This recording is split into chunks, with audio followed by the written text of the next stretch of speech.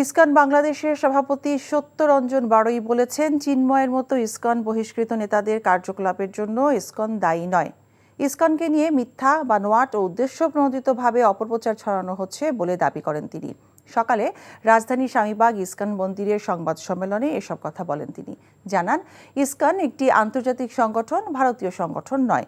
চট্টগ্রামে আইনজীবী সাইফুল ইসলাম আলিফের হত্যার ঘটনায় ইসকনকে জড়িয়ে মিথ্যাচার করা হচ্ছে। ইসকনের বিরুদ্ধে মিথ্যা ও বিভ্রান্তিমূলক প্রচারণার সঠিক তদন্ত করে প্রকৃত সত্য উদ্ঘাটন করার দাবি জানান তারা।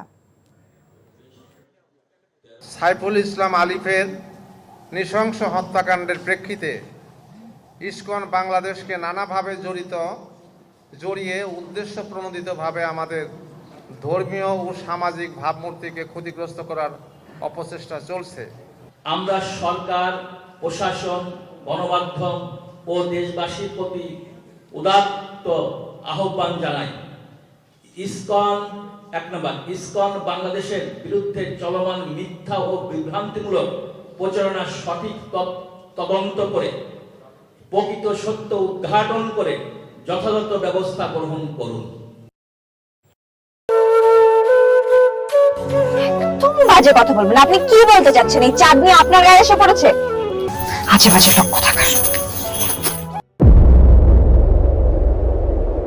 তোমার নাম তো উজান চৌধুরী, কিন্তু আপনি কে?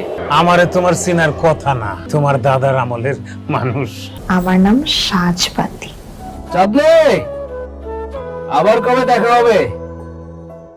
আমি ওসমান। তুমি তো দেরি করে এলে কেন?